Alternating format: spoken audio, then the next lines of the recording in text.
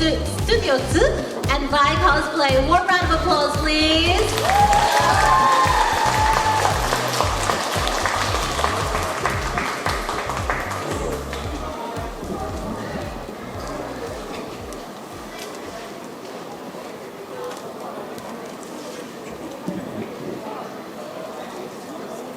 Hey everyone, I'm Vi. I'm a cosplayer from Melbourne, Australia, who's been doing cosplay for about 15 years now.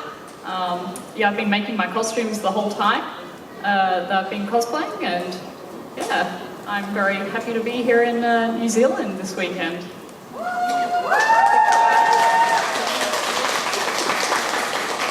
I am a local photographer at StudioTsu, and I've been photographing for about 10 years, on and off in the cosplay photography scene specifically.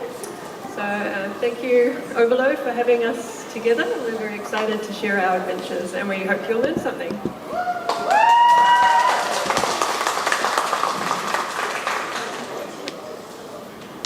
So we're going to be talking about our collaboration, doing photo shoots today. So we actually probably met each other during the time of COVID. So when COVID started, I found that my approach to cosplay really changed because conventions weren't running. Suddenly all the things I was doing, like working towards when making cosplay, which was like making costumes to cosplay with friends and stuff, or making them for specific competitions, none of that stuff existed. So I ended up changing my focus from those kind of things towards photo shoots. And more specifically, not just like singular one-off photo shoots, but much bigger events and stuff. And like I was talking to Maya online on and off, and we decided to plan a really big trip. That's how we met. Yeah, that's how we met, just talking online. Yeah, we decided to maybe do like a week worth of photo shoots in one of our countries, and I made the decision to go to New Zealand for the first time ever 2 years ago now. Yeah, anything to say on that, Maya? Yeah, I enjoy the location photo shoots personally, so I think that's how Vi and I sort of got started talking. So when Vi approached and said, hey, why don't we do some shoots? I was like, yeah, keen, let's go. So I'm always keen to shoot with anyone who's prepared to run up a mountain with me. But yeah, that was pretty much how we got started. Yeah. Yeah, so I was really into Genshin at the time, and I still am. And so I actually take a very long time to make all of my outfits. Like I spend 200 to 300 hours per character. And I find that when I spend that much time making a costume, in the past, I had felt very unsatisfied when I got to photo shooting characters, because I would do 1 or 2 photo shoots at the end and just feel like I wasn't like properly capturing the character. Like I'd maybe capture some of like the battle poses, or you know, something more domestic or some particular scene. But I felt like I'd never done a very good job at catching their like full emotional range and, you know, a broader sort of like look into the story and background of them. So we started like concepting how we could like better retrieve this in photo shoots, and we decided, you know, to approach photo shoots in like this new way that I haven't really seen too many people attempt to do around the world, like putting a lot of effort into taking multiple location photos. Yeah, I think that's primarily to do with logistics, and you are stuck together, so you must get along really well. Because if anyone's had photo shoots before, like location photo shoots, they can be very stressful. Both for the cosplayer and the photographer. One's trying to, you know, keep their outfit as they want it to be presented, and then you've got your photographer that's trying to chase the light, capture the light, correct the light, direct pose, etc. Yeah, so how we approach this is, the first thing we did was, on the other side, was we started like concepting everything, thinking about the kind of shoots and shots we wanted to achieve, like writing down all the signature parts of each character, like the places they visit, things that stood out to us for each part of the character. Maybe it was like some iconic scene that we wanted to really capture because we thought it was a defining moment. Yeah, so we just end up doing stuff like mood boards and sending images back and forth through Facebook chat was our main platform. We also did stuff like Discord call fairly frequently. I actually ended up getting, because I do a lot of Genshin stuff and was very into Genshin at the time, thank you, and was very into Genshin at the time, I ended up actually getting Maya into playing the game as well. So we got to talk a lot about like these various photo shoots while playing as well. Yeah, I mean, generally I would always recommend researching the character before, like if you're a photographer and you're not familiar with the series, it always pays to do a little bit of research, and you can live vicariously through fan art online. They do it all for you. But yeah, no, Vi got me into Genshin and that was the end.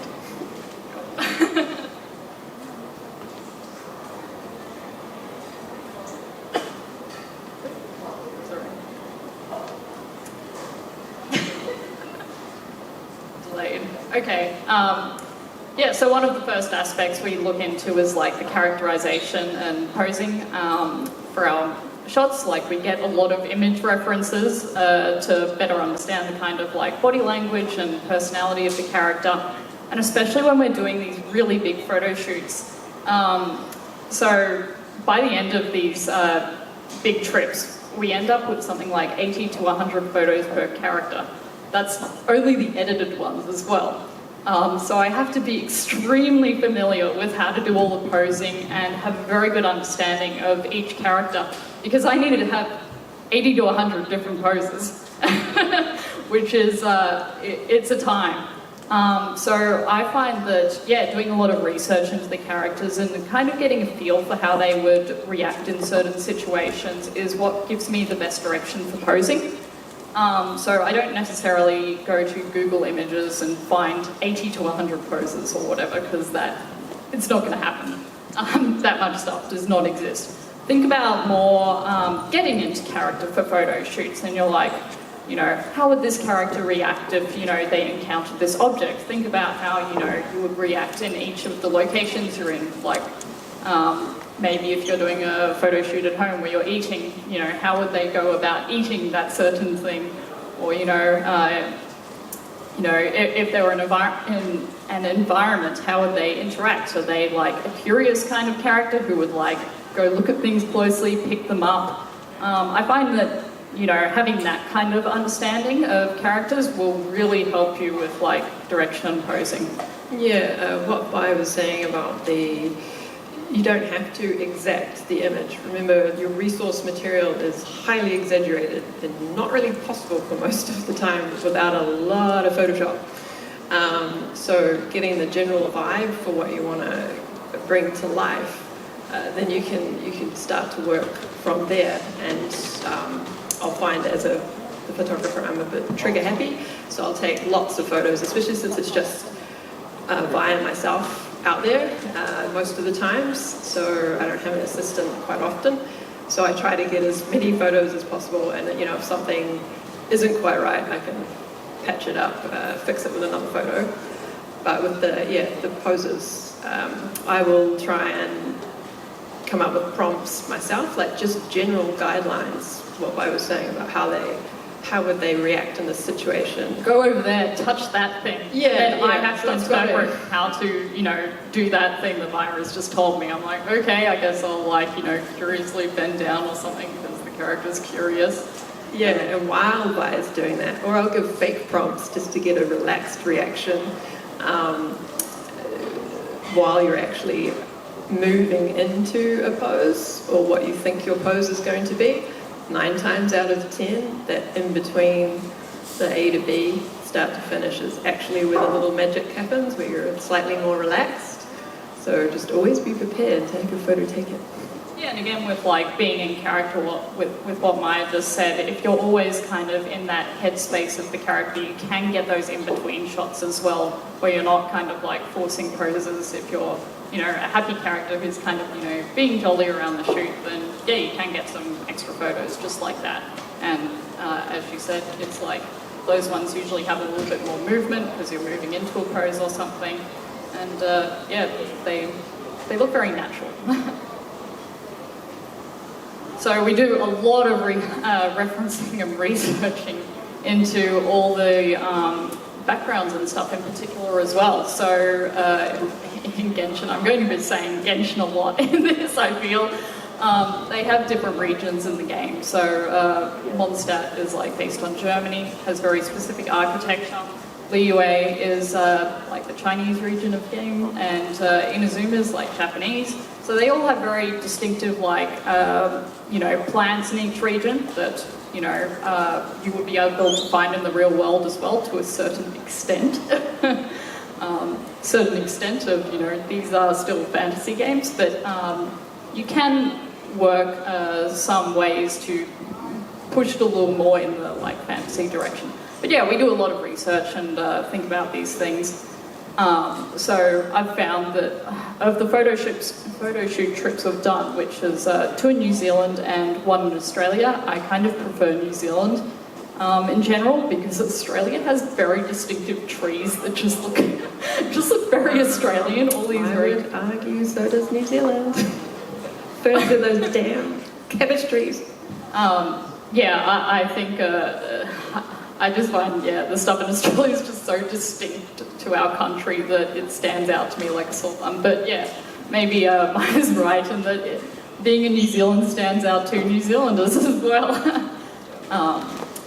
Yeah, so we put a lot of reference into this and again, save all these images and create mood boards and stuff. You know, we take note of architecture and stuff like that. Yeah, and even colours in the environments and stuff. Yeah, so then you have to translate that to what equipment you're going to bring with you, and because 9 times out of 10 we don't have leeway just hanging around in New Zealand or Australia, so you sort of find a vague enough location, and then I will use generally a prime lens, like an 85, to blur out the background a bit, so you only get suggestions that seem to allude to these places that the characters are actually supposed to be at. Unless it happens to be really stunning, scenic, generic mountain territories, then I'll go full zoom lens or 24 to 70 or something.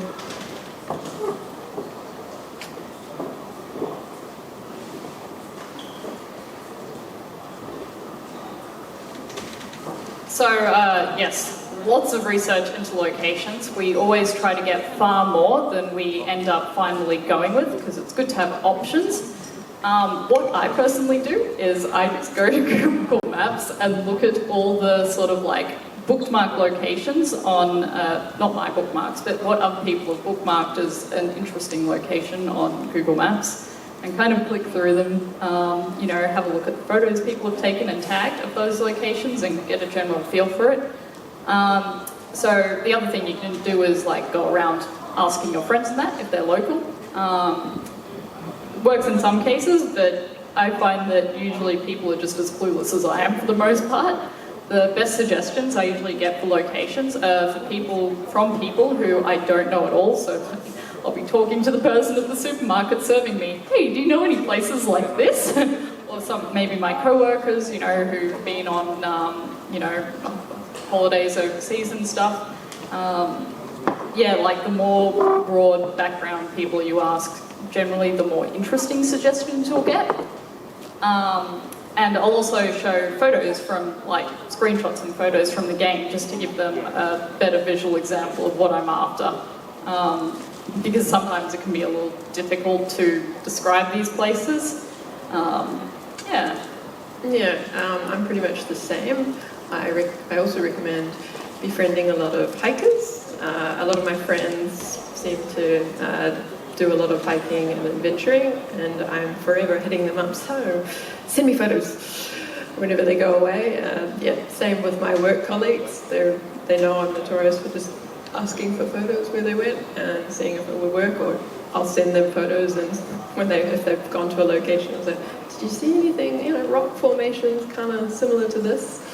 And that's generally, and I drive, so I actually spend hours adventuring out to locations within 2 to 3 hours driving if it's local.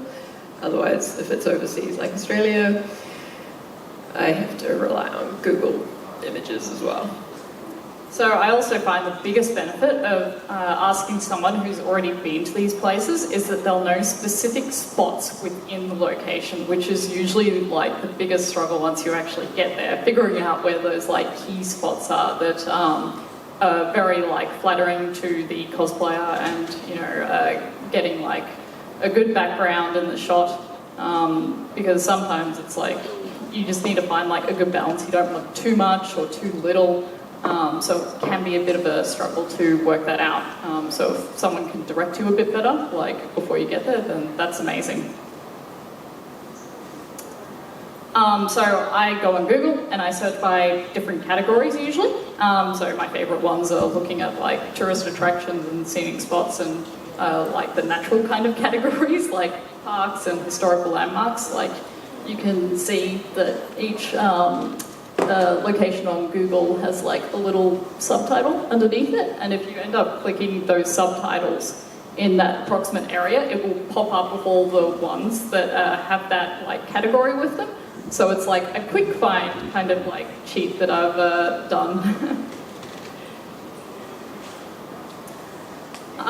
So once we find our big list of like interesting places, then we start comparing those to the game, figuring out which ones like best reflect the source content. So this is an example like of Dragon's Spine in the game, where we found these like mountains that have, how to say it, they, you get a lot of like depth in the background. Jagged? Yeah, jagged, like they're pointy mountains as opposed to flat mountains, I guess.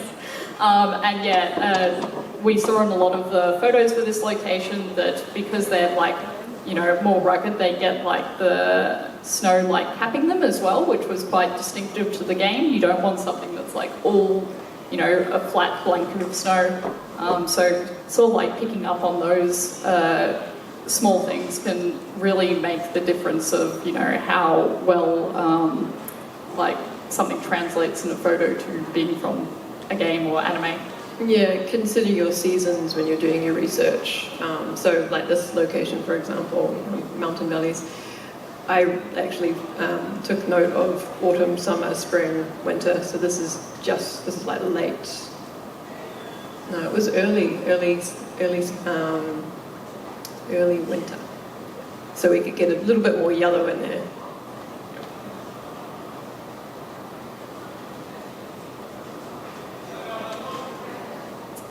Yeah, and sometimes you have to think creatively. Like some of the locations we've looked at have been kind of the right vibe. It's like we'll have, you know, various rocks or something like that that kind of the right shape, but maybe the lighting is totally wrong. So you can get creative and think about how you can isolate selective parts of each environment. So one of the things we're looking at for an upcoming shoot this week actually is I want to do some characters from Sumeru, and like part of Sumeru has like these wyvern zones which look like, you know, dead trees and very rocky and kind of like murky.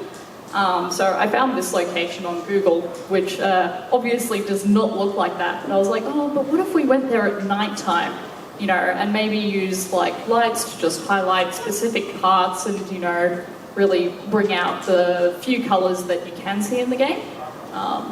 Yeah, and you can get like battery operated fog machines. They often use them in theatre, so probably going to either pack something like that and just see how it goes if it's not too windy.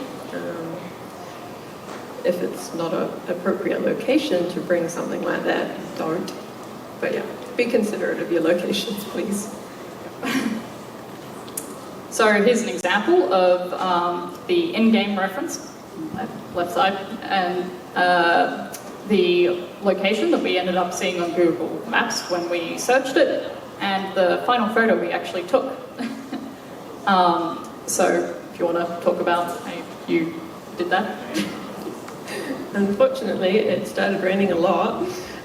Well, fortunate and unfortunate because we were in a cave, but this cave you actually have to kind of climb down into, so all the water was running down with us. But we found a nice little perched area to put our equipment, and I took, so we're just behind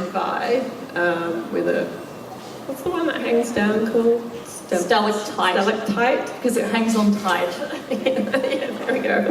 The stalactite hanging down. There's actually a flash sitting on a tripod in the water right behind. And then I did have an assistant for this one. DM Corgan, taking photos of me right now. He is just off to the right, your left, with just a fill light, just a light by with some non-blue colour. So the one behind is a gel. And then there was one more little off-camera flash sitting on a rock on the opposite side. And yeah, we just kind of kept taking photos. And those, see the way the cape flaps out? These are all fishing line tied to other stalactites, sort of, well, mostly other tripods that I'd shoved in the water. And Vine just stands there and kind of does similar poses. Stays very still for a very long amount of time because I can't move because I'm attached to all the rocks in here. Squats. Lots of squats. You will hurt all the time. So by having the blue gels in the background as well, you still get that environment feel. And the fill light in the front for me still keeps me looking like a human subject and draws the focus to me. So you're like combining those elements of, getting a flattering photo for the cosplayer while still keeping that environment like, sort of like atmosphere.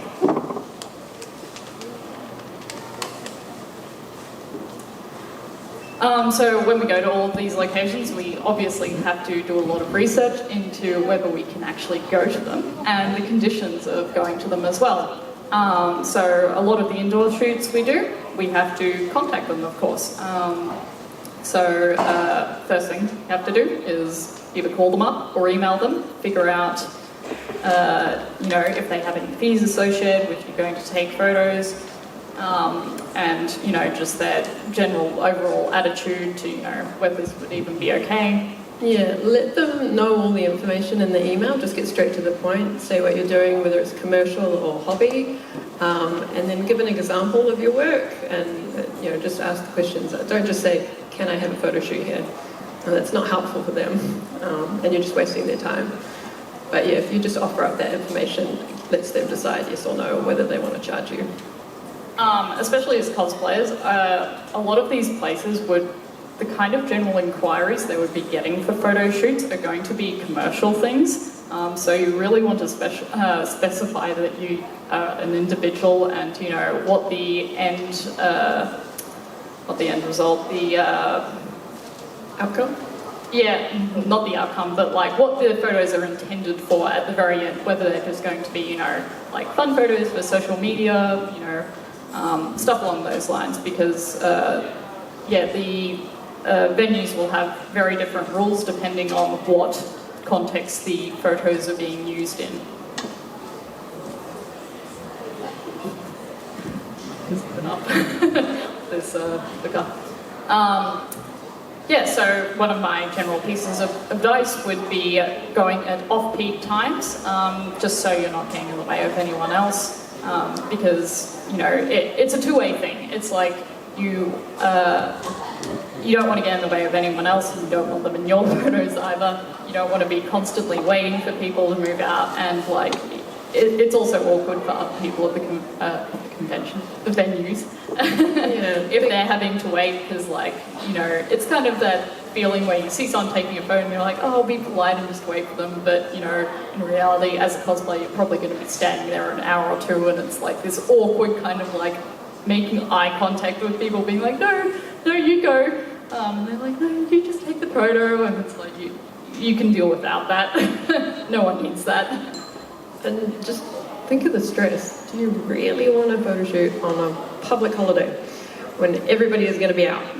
Sometimes it's unavoidable, but yeah, that's sort of generally where the whole commitment to time comes in. And then you might just have to take time off if you can't. But when there's less stress, you've got more options, more location, more space to actually have fun and just play around a bit more. Yeah.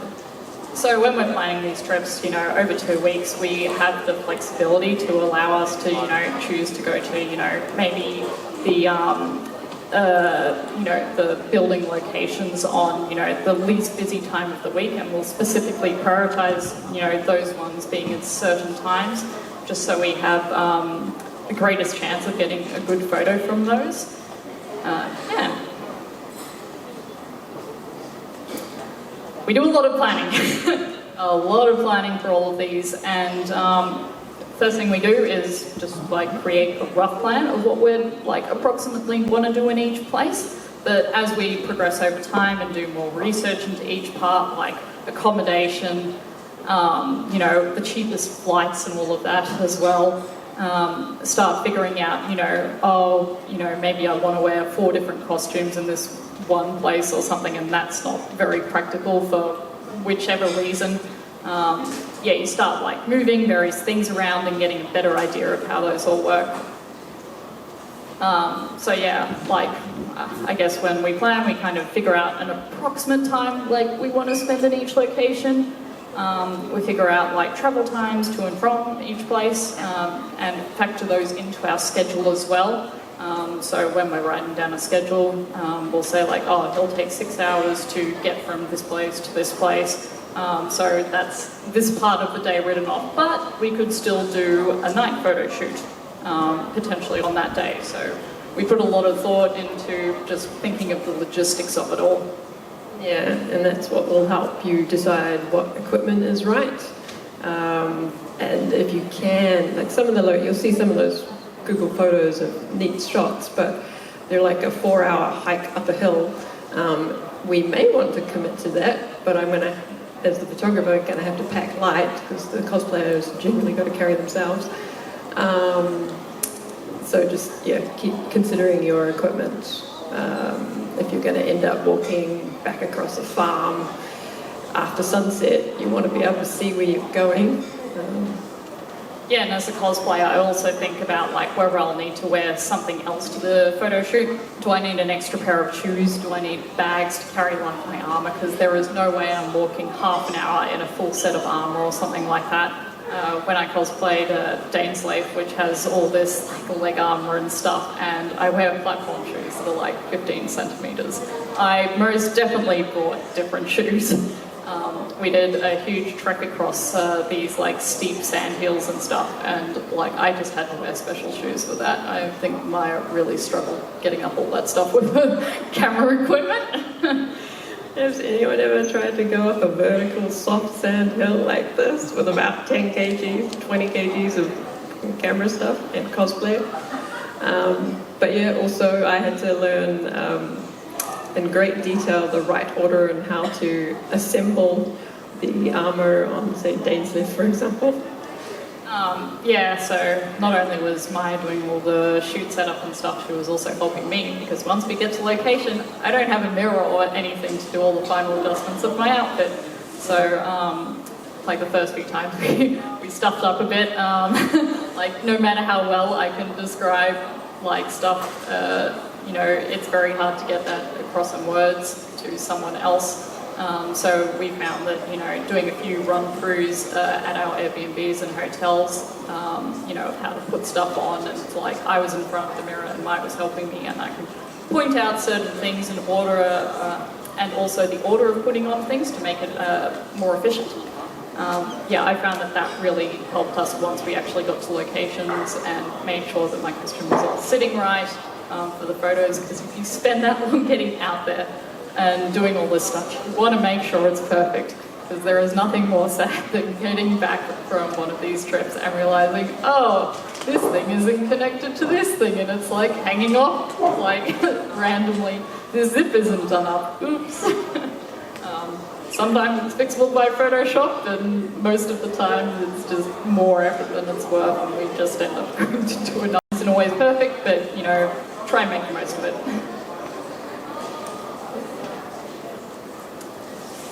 I've written here. Oh yeah. So some general tips. Yeah, I try to make sure that I'm cosplaying the same character across a few days, because the kind of stuff I need to do each night is like restyling my wig, ironing my outfit, making sure that everything's out, everything from the previous day has been put away. It takes a lot of time to do all these things as well. Another thing you should also factor into your days, just all the like costume prep and, you know, clean up and all of that stuff.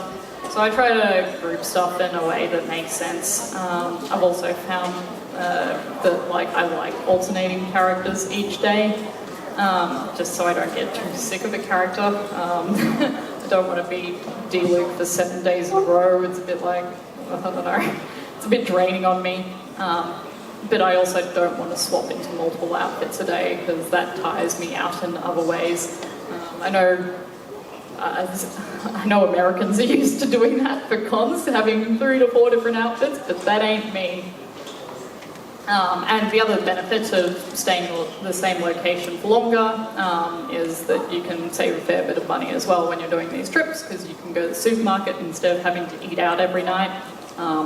You know, even just being able to buy a few things for breakfast and keep them in the fridge for a few days is like a huge money saver. Also saves you a lot of time when you're doing these things, being able to eat quickly at home as opposed to having to go out to a venue, maybe you spend, you know, a bit of time traveling there, eating, going back. Yeah. And I bring a lot of stuff to these shoots. Prepare for the worst and just hope it all goes well. On these trips, I, you know, bring everything from like an iron to a hairdryer to straightener. I bring all, like, every glue under the sun for every like part of my outfit, just to, you know, salvage things in case things do go wrong, and they do go wrong. Things do break. I have lost pieces of my outfits at shoots. Stuff gets caught on trees and stuff. Yeah, so just be ready to sort of like hack together something if possible. Like, I'm very fortunate to have 3D printers as well at home, so what I usually do for like repeat parts on my outfit, like if something has got a bunch of little clips, I'll actually print extras just in case I lose some. So I'll have like, you know, I won't end up painting them or anything, they're just like raw things, but if you have like a little thing that can stand in as a placeholder, you know, for your shoot, it may not be the perfect part, but at least it's a stand-in thing. It goes a long way to, you know, fixing that in post and stuff, like even if it's just like, you know, a placeholder, at least it tells you where to, you know, fix that thing up in post, like maybe you can copy and paste from another part of the image. And in fact, even in this shoot, I lost one of the little like dangly things from my cape, and I ended up just photoshopping in the second one from different photos and just, you know, changing up the lighting a little bit so it wasn't too noticeable. I don't think it's noticeable, like the lighting's the same, but I did a decent job, I think. Yeah, and then what I did that night was I went to like Bunnings and everything and bought some stuff to make another stand-in. So another, you know, benefit of having pieces there just as placeholders is maybe it's even adding a little bit of weight to the outfit. So, you know, having those dangly things there made it like move properly and sit properly on me. So yeah, it can make a big difference to, you know, at least attempt to do something to salvage it. Yeah, and make the most of your locations when you go to them.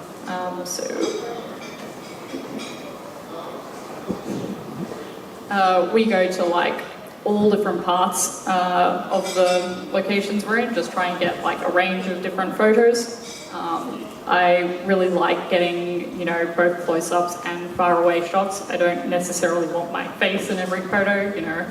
There's, you know, I like the back part of my outfits and stuff. I want to show off all the details. I want stuff that feels really candid to the character, like maybe if you just walked like into that environment and just seen them over there. I feel like that stuff is really immersive, and I just like it from, you know, like an artist's point of view. No comments, Maya? I running around chasing the, as Keen would say, another fellow New Zealand cosplayer, cosplay photographer, the yummy light. I like it. Might as well make use of your free lighting assistant if you can, and I try and backlight where possible. Obviously not always possible, but I'll just run around the location to see what we can, and I'll take some test shots while Vi's getting ready, assembling, or just take a break, and I'll just run around, and then I'll say, this scene, we can get this kind of angle, we can get these kind of poses, when we were thinking of this kind of vibe, or scenery or something. So, I would recommend trying to split the duties between cosplayer and photographer as well. You don't want someone trying to think of like background, lighting and pose all at once, because it gets a bit overwhelming. So like I think I generally try to keep poses on my mind, and you be like, hey Maya, I want to get like an action pose, and then that kind of gives her a prompt to go find a location that would be fitting to that. So say for this one where I'm drawing the sword, we've got quite a like simple background. It's not like overpowering the subject and that kind of thing. So being able to, you know, help each other out and give suggestions about what you do or don't want can be very helpful, and it just reduces stress as well, I find. The more collaborative aspects you do, like, and shared responsibility, I think, just keeps everyone feeling a little bit more happy as well. They don't feel like, you know, they're taking on all the workload. Yeah.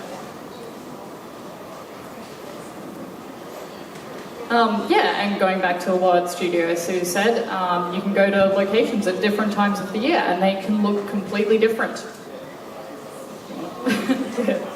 So we have, in the top corner, we have the early winter, and then we have late winter with child, and we quite liked the earthy tones more as a backdrop for him. It worked really well, so it's just... So I said these were taken at different times of the year. It's a bit of a lie. These were taken about 5 or 6 days apart. But it's just like that first cover of snow versus the snow melting. So it is kind of like an autumn versus a winter in reality, because that's just how snow works. But it can be very important, like timing the weather and all of that for this exact reason. And so one of the things that we did on the fly for this particular set of photo shoots is we realised that we were only going to get snow one of the weeks, and we actually wanted it for both characters, to be honest, because they both suit the snow. So we had to make a prioritising decision, which did we want to use for which. And so we thought, you know, use the snow for Kaya, because he lives near Mondstadt, and up in Dragon's Spine it's snowy. Child would have suited the snow, but we also thought that this environment would work decently for Liyue as well, because there's lots of like dry mountainous environments, and there's also a fair bit of like brown and warm tones in there. And this particular location was able to kind of like represent 2 places in Genshin. Just think on the fly and think how you can be resourceful, and you'll probably get like the best results you can that way. So those 2 photos we just showed you as well, these are all from the same location as well. Just a few minutes drive down the road kind of thing. It is mostly Sue keeping an eye out for these kind of things. She has a lot better eye for what is going to look good in a photo than me. Yeah, we were very lucky with the icicles. They just happened to be on the shady side of the mountain. But yeah, you'll just drive down, and then you'll stop, jump out, and I'll just scout the locations and maybe run down a bank a little bit more just to see if it's going to be worth getting by out and getting ready, because obviously the props are a lot of work as well. So got to make sure it's accessible, safe. I have to think on my feet a lot when we kind of find locations on the fly like this as well. Like the icicles here, it was actually a very sort of narrow spot I could shoot. So I had to be very, I had to think a lot about how I could pose dynamically in a way that, you know, was still capturing a lot of the background. So in these ones, I'm quite close into the wall and, you know, actually have my arm on it so I can get closer there and, you know, get more of the icicles in shot. Because at this particular place, pretty much right out of frame. It was just rock. So yeah, you have to think like between the two of you, and even like me asking Maya what is showing on camera can give me some idea as well about how I can better fit into that spot when I see what like the crop on the camera is like. I can go like, oh, you know, like maybe if I stand a little bit this way, I won't, my costume will like be better defined in the silhouette. So like, for example, that big fluffy white thing on my shoulder, you probably don't want that in front of icicles because they're both white. So I'll think about like, oh, how can I turn my body to, you know, put that in a more like flattering spot. Yeah, we'll both be considering those elements, and I'll make, yeah, communication is key basically. Frequently running backwards and forwards, show your model what their poses look like, and then even while you're talking to them to get them to pose, you know, ask them to tilt their head or twist their upper body. So yeah, going back to the busy times, this particular inside location we went to, like the main area where I'm sitting here is just a communal area. But what we were talking to the staff there, and they essentially said like, oh, you know, like dinner is at a specific time every night, so you know it will generally be free here around that time. So what we did was we kind of hung out in the area. I think dinner was like 7, 8 p.m. or something like that. So we got there a bit before, kind of figured out the lighting and stuff and what we were going to do once the moment was right, so we could jump right into it and, you know, make as best use of the time as possible.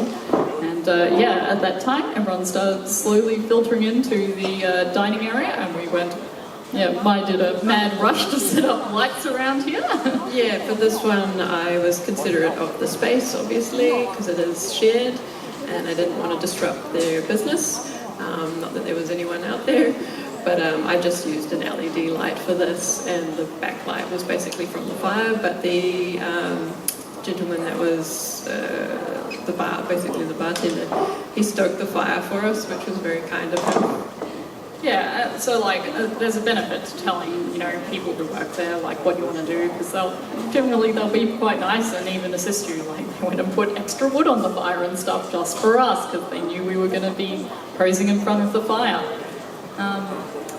Yeah. Yeah, so not all locations have to be like really iconic places that you go to.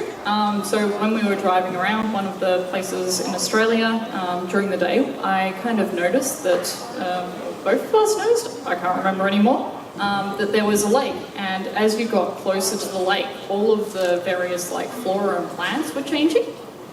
So, you know, as you get to the more like wet part, you know, you get more wet plants.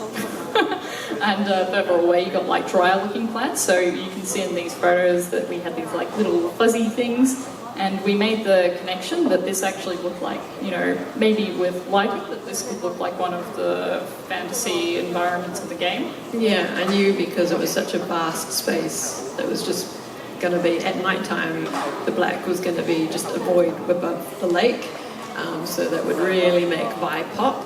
And then I could colour use gels to change the environment's scenery.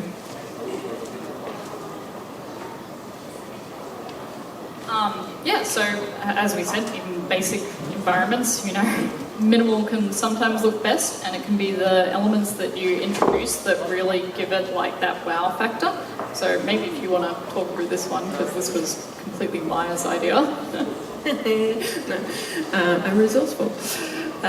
This was towards the end of one of our very strenuous photo shoot trips, and I wanted the location to be a lot more chill. So this was outside the garage of my mum's house, and I set up, I knew at night time, so just at the garage entrance I set up all my equipment, and it started raining. I thought, oh, this is cool, but not enough rain, so I went and got a sprinkler in the background and then hung it off the side of the house, set up a few flashes in the background, and then we had just underneath, you still got wet, but I knew if I used the 85mm prime lens for this one, it would blur out like the ground so that it didn't look like stones, the river stone that's actually there. It has more of a Like, this is a gravel driveway. I don't think you'd be able to tell normally. I think, yeah, a very good, like, end idea of what we wanted the photo to look like, and all of that went a long way in kind of hiding the things that we didn't want to show in the photo. Yeah, and because it wasn't up in some mountain in the middle of nowhere, you know, I could just relax a little bit and take a break while I changed lighting or needed to readjust the fishing line that I was using to get a child's scarf thing kind of looking like it's flowing in an action shot. So my set I got a little wet as well. I got very wet. So what I do before I do something like a water shoot is I will make sure that I know my poses well. I will put a lot of effort into them. We'll do test shots before we turn the water on, make sure the lighting is all right. Because I think you have about, for a water shoot like this, I can last about half an hour before I'm like, nah, I'm out. I am sick of rain being pelted in my face. All my makeup is coming off. My costume is sticking to me and I just feel gross. Get me back inside the heated room, thank you. This was also around winter time, so it is very cold. We were shooting at something like 10, 11 at night, I think. So, yeah, with the wind, the water, and just the general cold time of night, you don't want to push yourself too far, otherwise you will get sick. I got sick anyway, but maybe I would have been more sick if I didn't call it at that point.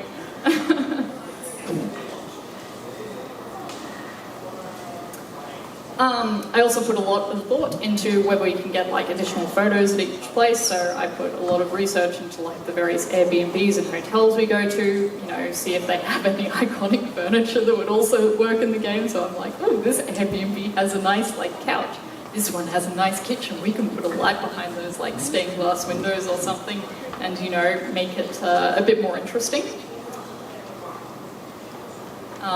Yeah, we also end up taking various photos, like, you know, before we head out to shoots and stuff, and these end up being some of our favourite shots and photos as well. Yeah, you know, when you're just the most relaxed and you just move around and interact with a space. Yeah, so these set of photos, I got into costume for the day and Maya was like, go drink this coffee tea thing, or like, use this, and hands me like a dish rag. I'm like, okay.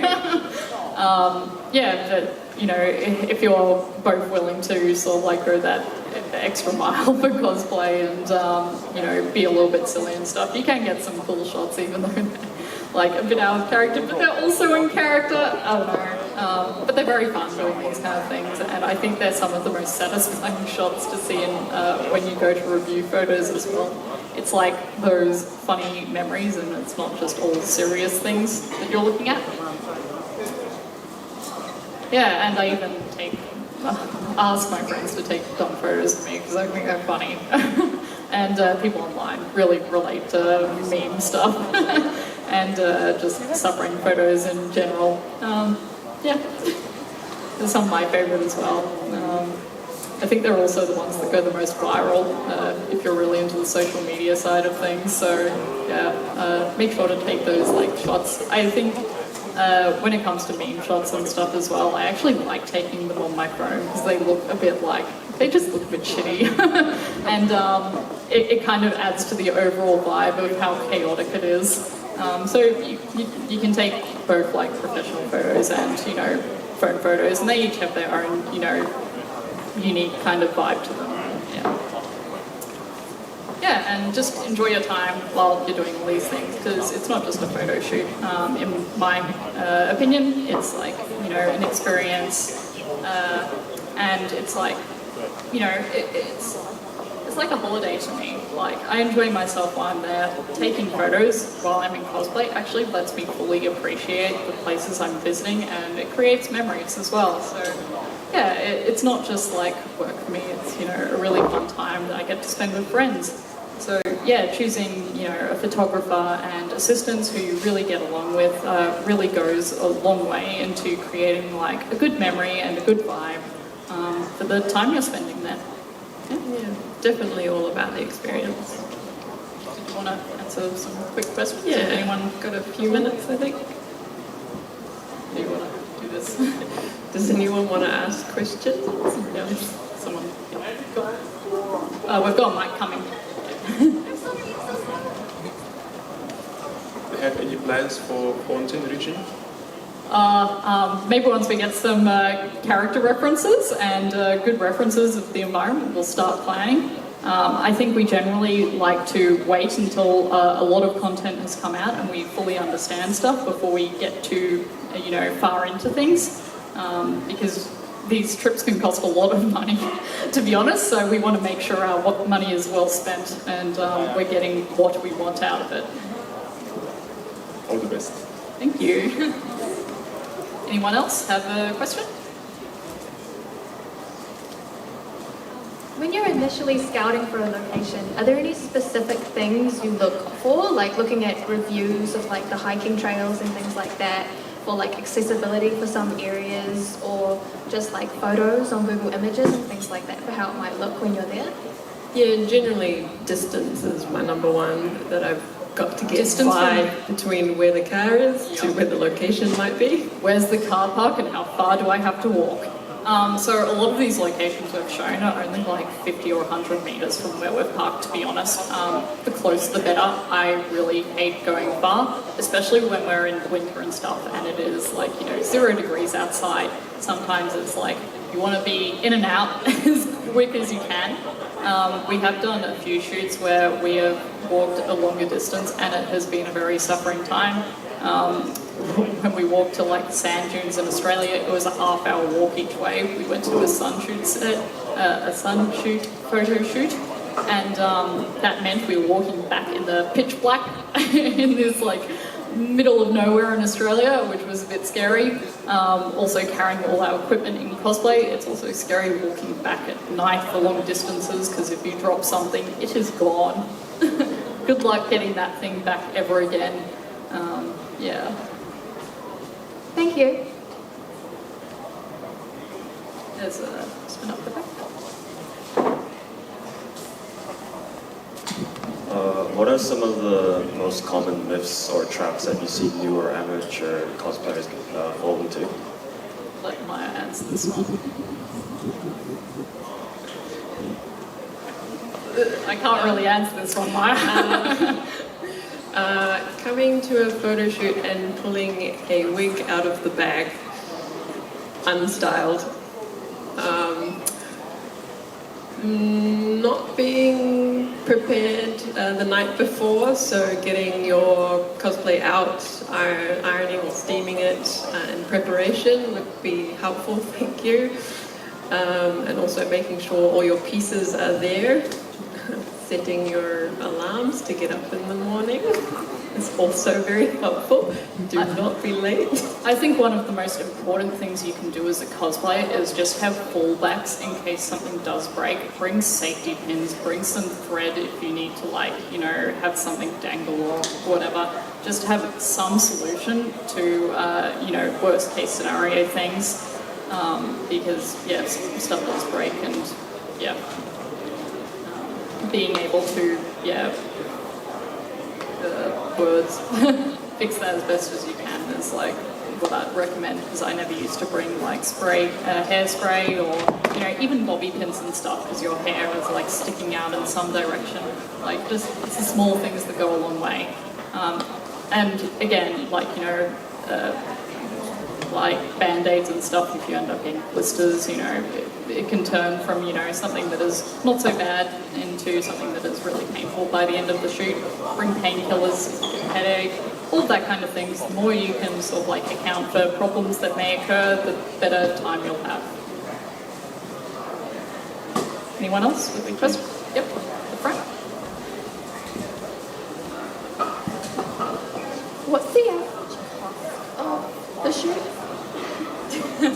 I spend a lot of money on these cosplay shoots. It's like most of the money will go into our flights and accommodation are the two big ones for us. Accommodation is just, I'm sure you can all do the math of how much that costs, like generally per night. No matter where you're staying, it's probably going to be bare minimum like $150 a night if you can't find someone who lives near there.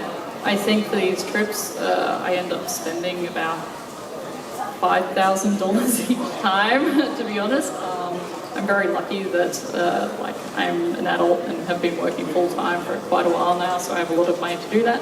Obviously, there's ways to do this on a much smaller scale. So, you know, not flying places is a good start to save money. Being relatively local, having friends who live in the area, who you can potentially like crash at their place, you know, to save on a comm. If you can carpool, it's a way to save on fuel. You can save on food by buying from a supermarket as opposed to eating out, and it's just like, you know, the more you can plan ahead, you know, getting these like wins with money, the more you'll keep costs down.